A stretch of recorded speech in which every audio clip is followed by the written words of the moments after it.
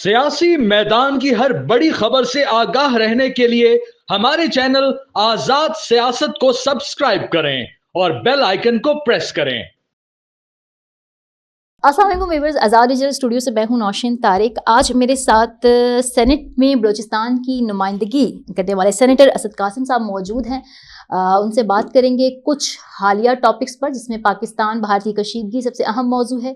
इसके अलावा इस पर भी कि सेनेट में और इन जैसे पढ़े लिखे लोग मौजूद होंगे जो बलूचिस्तान की ज़्यादा अच्छे से नुमाइंदगी कर सकते होंगे। मज़ीद इंसाइट्स पर बात करेंगे सर से। अस्सलाम वालेकुम नौशीन, कैसी हैं आप? अल्हम्दुलिल्लाह मैं गुड। आप कैसे sir? Very good, thank you ji. अच्छा, सबसे पहले तो अपने बारे में कुछ बताएं ना। हाउ यू बिस्मिल्लाह। Take off landed on senate. ये मेरे फादर, माय फैमिली उनका पॉलिटिक्स से ताल्लुक है। He was senator from Balochistan और फिर उनका एक रिजिग्नेशन आता है जी। चार साल सेनेट रहे, फिर उन्होंने सेनेट से अपनी सीट रिज़ाइन की। ओके। और देन सीट खाली हुई, सीट पे फिर मैंने अपने फॉर्म जमा किए जी। एंड फिर किसी ने कॉन्टेस्ट नहीं किया मेरे सामने senator, thanks to all the major की पार्टीज इन द हाउस, जो मुस्लिम नून हो गई, पीपल्स पार्टी हो गई, उन्होंने किसी ने अपना कोई उम्मीदवार मेरे सामने खड़ा नहीं किया। Unopposed, you elected as a senator of Pakistan. ठीक है, तो आपका ताल्लुक बलूचिस्तान के किस शहर से? मेरा ताल्लुक जी डिस्ट्रिक्ट लसबेला से है जी। हाँ, डिस्ट्रिक्ट लसबेला, बेला सिटी। डिस्ट्रिक्ट लसबेला एक हमारा प्रोविंस है जो सिंध से टच है। ओके। एंड जी हाँ, माशाल्लाह से my family belongs to the same district. We've been living there for a while now, and then moved to Karachi. Started some business in Karachi, then moved to Islamabad. So this is how we got kicked off. Okay. तो कुछ बलूचिस्तान के हवाले से बताएं कि बलूचिस्तान में अब आप एक मौसर बलूचिस्तान की नुमाइंदगी कर रहे हैं, क्योंकि आप सेनेटर हैं।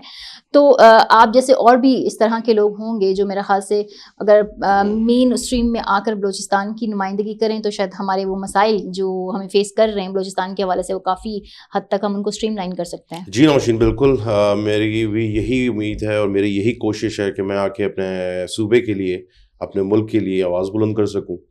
और फेडरल लेवल पे हाउस ऑफ फेडरेशन में जो हमारे जो जितना हम बोल सकें, जितना अपने प्रोविंस के मसाइल हम यहाँ पहुँचा सकें, इसके लिए जी हम कोशिश करते हैं बिल्कुल। हर वक्त, हर पैनल पे, हर जगह, हर फोरम पे जितना हमसे हो सकता है। Because I just joined 2 months ago, so जहाँ जहाँ मैं कोशिश कर सकता हूँ जी, मैं अपनी कोशिश पूरी करूँगा।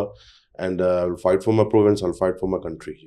अच्छा, जैसे कि आपको पता ही होगा इस वक्त पाकिस्तान और भारत की टेंशन अरूज पर है, और जो भी डेवलपमेंट हैं आपको शायद मुझसे ज़्यादा बेहतर उसकी इंसाइट्स पता भी होंगी। तो बलूचिस्तान में जो किरदार रहा है भारत का, एक तो मैं चाहूँगी कि आप थोड़ा सा उस पर रोशनी डालें, और दूसरा ये है कि क्या आप जिस तरीके से भारत अब जो है ना हमारे खिलाफ एक केस बिल्डअप करने जा रहे हैं इंटरनेशनल कम्युनिटी में, हम भी कुछ ऐसे स्टेप्स जो आप सजेस्ट करें कि हम भी भारत के खिलाफ कर सकें?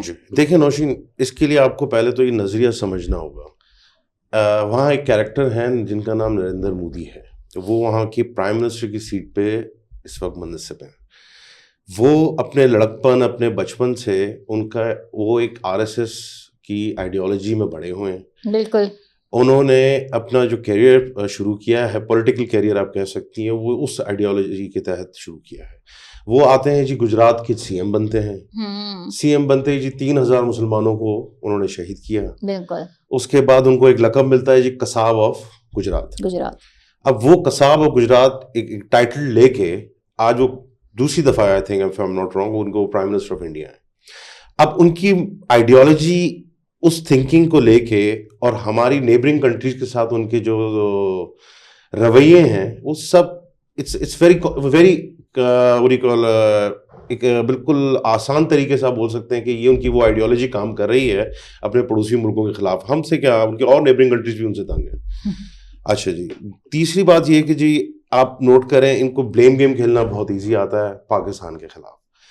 कोई भी होता है वाकया, पाकिस्तान पे ब्लेम कर दें। प्रेसिडेंट क्लिंटन इनके पास आए थे जी, इन्होंने 50 सिख शहीद किए, ब्लेम कर दिया पाकिस्तान के ऊपर। हाँ बिल्कुल। हमारे अभी भी नायब सदर शायद अमेरिका के, यूएस के वहाँ गए हुए हैं, तो अभी उन्होंने ये पलग्राम वाला वाकया हुआ, ब्लेम हम पे किया। आप ये देखें नौशीन, इन्वेस्टिगेशन होती नहीं है, अभी इन्वेस्टिगेशन फेज शुरू नहीं होता, लेकिन ब्लेम गेम हम पे आ गया, हमने ही किया, पाकिस्तान को उन्होंने ब्लेम कर दिया। अभी तक उनकी एफआईआर जो कहती है वो कटी नहीं है, पहले ही जी पर्चा मौजूद था कि जी पाकिस्तान ने किया। इनकी इन्वेस्टिगेशन तो 2 दिन पहले, कल से शुरू हुई है। तो फिर ये कैसे इन्होंने हमारी पानी बूंद बातें कर दी कि पानी बंद कर देंगे, फलाना कर देंगे, ये कर देंगे, अभी तो उनकी अपनी इन्वेस्टिगेशन शुरू नहीं है। अच्छा, अब आप एक और बात देखें नौशीन, ये occupied Kashmir, Indian occupied Kashmir का एक हिस्सा है Pahalgam. It's a tourist city, बिल्कुल, वहाँ टूरिस्ट आते हैं, जाते हैं। ये वही इलाके हैं जहाँ मुसलमान अपने कब्रिस्तान नहीं जा सकते विदाउट इनकी परमिशन से। मुसलमान दवाई नहीं खरीद सकता वहाँ इनकी बगैर परमिशन के, और वहाँ पे इतना बड़ा इंसिडेंट हो जाता है, इतना बड़ा सिक्योरिटी लैप्स हो जाता है जो उनको नहीं पता कि लोगों को अलग खड़ा करके और लोगों को अलग अलग करके, इदारा मुसलमान इधर हो जाए, हिंदू इधर हो जाए, वो इधर हो जाए, और आप इनको शूट आउट करते हैं, और इतना बड़ा सिक्योरिटी लैप्स है। मतलब ये कब तक बेवकूफ़ बनाएंगे दुनिया को? इंडिया कब तक बेवकूफ़ बनाएगा सबको? अब ये चीज़ें, मोदी सरकार की जो चीज़ें हैं, ये अब हमसे तो क्या पूरी दुनिया, इट्स एन ओपन पेपर ना, तो अब आप ये चीज़ें नहीं छुपा सकते हैं। अब हम ये 21st सेंचुरी में, ये ग्लोबल का दुनिया है, ये ग्लोबलाइज्ड हो चुकी है, everything is on their phone, everybody can see what's going on. तो ये जी इंडिया को तो पहले अपनी चीज़ें ही क्लियर कर लेनी चाहिए, उसके बाद उनको जो अपनी पॉलिटिक्स करनी है, जो उनको करना है वो अपने इलाके में करें, क्योंकि अब पाकिस्तान हैड इनफ। और हमने, आई एम वेरी हैप्पी कि हमारी आर्म फोर्सेस, हमारी गवर्नमेंट ने स्टेप लेके और फौरन स्टेप लेके उनकी जो एयरलाइंस के रूट चेंज किए, और जो जो रिस्ट्रिक्शन लगा सकते थे लगाए, और माशाल्लाह से हमने सेनेट में रेजोल्यूशन भी पास की with the consent of both government and the opposition. Yes, so see, एक पेज पे हम खड़े हैं पाकिस्तानी, चाहे हम आपस में एक दूसरे से लड़ते रहें, हम एक दूसरे के साथ जो भी करें, when it comes to our country, हम सब एक हैं, बिल्कुल। तो ये बड़ी हमारे लिए फख्र की बात है ji. I am very happy, I was very happy in the senate में ji, opposition, house of opposition, leader of the opposition भी थे, हमारे गवर्नमेंट भी थी, सब ने मिल के, जब हमारे मुल्क की बात आई हम सब एक जगह खड़े थे। So this I am very happy about this. और बाकी रही बलूचिस्तान में इनकी इन्वॉल्वमेंट, वो तो ट्रेन जाफर एक्सप्रेस का ताना बनवाना सब उनसे मिलता है। आप बताएं, एक सिटिंग कर्नल बलूचिस्तान में उनका पकड़ा जाता है, कुलभूषण यादव हमारा। अब हमें तो उनको कुछ बताने की जरूरत ही नहीं है, it's an open media, UN general assembly के अंदर बता चुके हैं जी। हाँ जी, सबूत पेश कर चुके हैं हम। उनके पास से कोई दलाल हमें दे दें, हम कमेटी बनाने को तैयार हैं, हम हर चीज करने को तैयार हैं, but no, still that RSS, the thinking that RSS ideology in their mind, they won't go for it. अच्छा, एज अ सेनेटर आपको लगता है कि भारत जी से गीदड़ भपकियां दे रही है, वाकई कोई जंग हम पे मुसल्लत करेगा?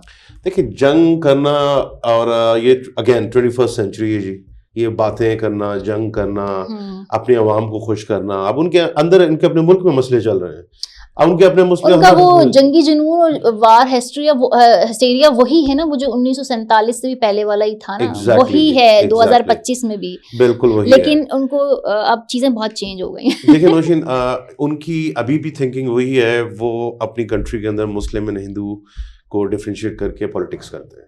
So for them this is still politics. ठीक है, बिल्कुल। लास्ट एक चीज़ मैं आपसे पूछना चाहूँगी, वो ये कि हमारी हुकूमत, हमारी अफवाज सब वेल इक्विप्ड हैं, हम न्यूक्लियर स्टेट भी हैं, इसके अलावा आपको लगता है कि खारजी सतह पर भी हम अपना जो मौक़िफ़ है उसको बहुत अच्छे से इस बार पुट अप कर सकेंगे? एग्जैक्टली, इंशाल्लाह करेंगे जी। हमने, we are a nuclear power अल्हम्दुलिल्लाह, और वी आर, हमारी माशाल्लाह से जीडीपी इज ग्रोइंग, हम लोग, government is working very hard day and night, और हम अपने ट्रैक पे चल रहे हैं अल्हम्दुलिल्लाह, हम अपने ट्रैक पे हैं। अभी हमारी मिनरल कॉन्फ्रेंस हुई थी, आपने देखी। बिल्कुल। We are doing what government is doing, what they can do. और इस तरह के ये जो लोग जेलस होते हैं, जो हमारी जेलसी मुल्क की तरक्की देख के, तो वो इस तरह की हरकतें करते हैं, इस तरह की इर्रेशनल किस्म की हरकतें होती हैं जी, जिसके अंदर दुनिया भी इनका मजाक उड़ा रही है। और बस जी, लेकिन हम अपने पाकिस्तान के साथ हैं। पाकिस्तान जिंदाबाद जी, पाकिस्तान पाइंदाबाद। Thank you very much.